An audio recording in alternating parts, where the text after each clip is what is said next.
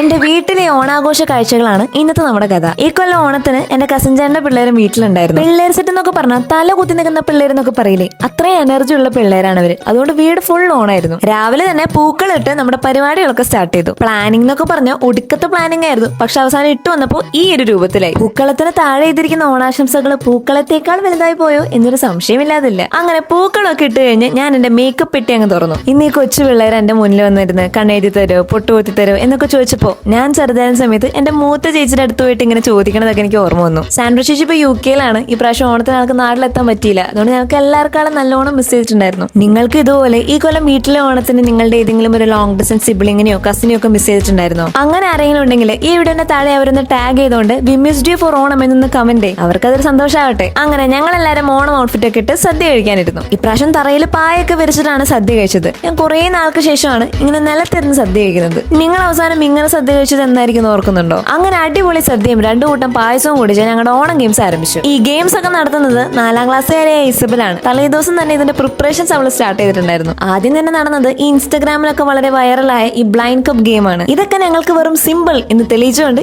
ഇവയും സെൽഫിയും ഈസി ആയിട്ട് ഈ ഗെയിം ജയിച്ചു. അതിനുശേഷം ഈ എനർജറ്റിക് പിള്ളേരുടെ ഡാൻസും പാട്ടും ഒക്കെ ഉണ്ടായിരുന്നു. കൂട്ടത്തിൽ എന്റെ ഡാഡിയും നമുക്ക് എല്ലാവർക്കും അറിയുന്ന ആ ഒരു ഓണപ്പാട്ട് അങ്ങ് പാടിയിട്ടുണ്ട്.